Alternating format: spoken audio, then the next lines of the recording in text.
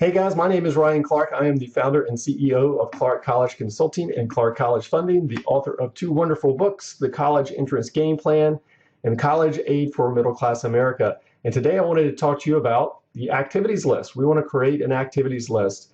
Whether you are a rising freshman or you are a senior, creating an activities list is extremely important because you're going to need this when you're completing applications. So it's better to do this as you begin your high school career, and you can add to it as you go. But if you are a senior, that is okay. I'm going to give you three ways or three things to follow to help create a good activities list. So let's get to it.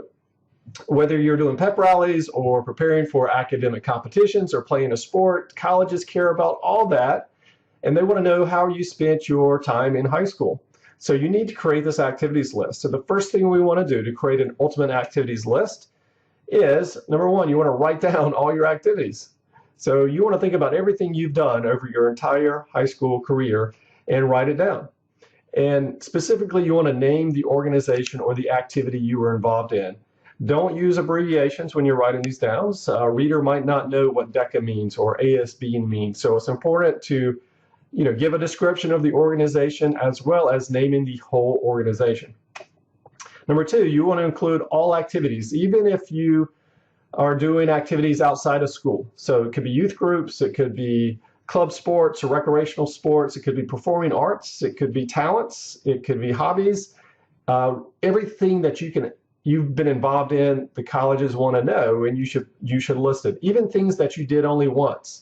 So for example, let's say you did a food drive only once. That counts. You want to include that. Maybe you only did something twice. Again, include that in your activities list.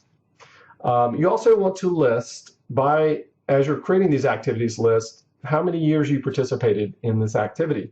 So if you were in DECA all 4 years, you want to write that. Or if you only played high school basketball for 2 years, you want to make sure you put that down. Also, number two, to help you create this activities list, you want to include a lot of details. So you want to include how many hours per week you participated in that activity or organization. Don't be stingy on the hours. Give yourself some credit. Write down the hours that you participated in that activity. Now, how many weeks per year were you involved in that activity? If you only did one thing once or one activity once, that's 1 week.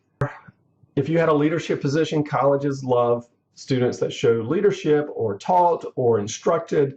So you want to explain that or write that down.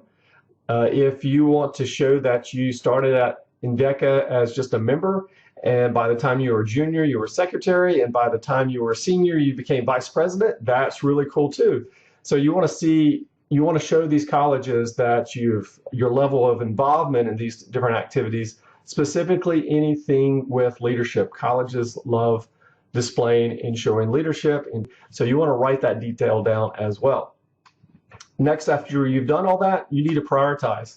So on the Common App, you have 10 activities that you can list as of today, and you got 150 characters to write that activity in the Common App. So it's important that you prioritize. So the person reading the application only is looking at each application for a few minutes, and so you need to get their attention right off the bat. So with that in mind, you need to make your most impressive activity number one and your least impressive activity at the bottom, or organization that you've been involved in. So how do you do that? I mean, what's more important? How do you rank them?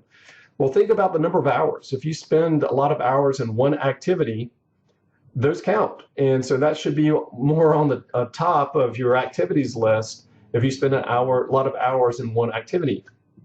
Leadership, as we said before, any activities with leadership, colleges love that. So that's typically how you might want to prioritize. DECA, for example, for 4 years and you became president, then that should be at the top. Whereas if you started the Cupcake Club your senior year and you became president and you're only involved 1 year, well, that should be at the bottom. So hopefully that helps. Well, guys, that's how you create a ultimate activities list. If you are a freshman, go ahead and start thinking about creating one. If you're a sophomore and junior, create one now because it's so much easier to add on as you go. And if you're a senior, you're probably in the midst of doing this. Hopefully this helps. And if you could do me a favor, parents and students, if you know someone else who you think might find this information helpful, Please send this to them. Please email it to them. Please post it on any of the social media sites. I would appreciate it. We want to make this process easy as possible for students and parents. It's a very stressful time for them. So we want to make this easy as possible for them. So again, my name is Ryan Clark. I am the superhero of college planning. Let's make college an affordable reality for every student and parent. Thank you so much, guys. Bye-bye.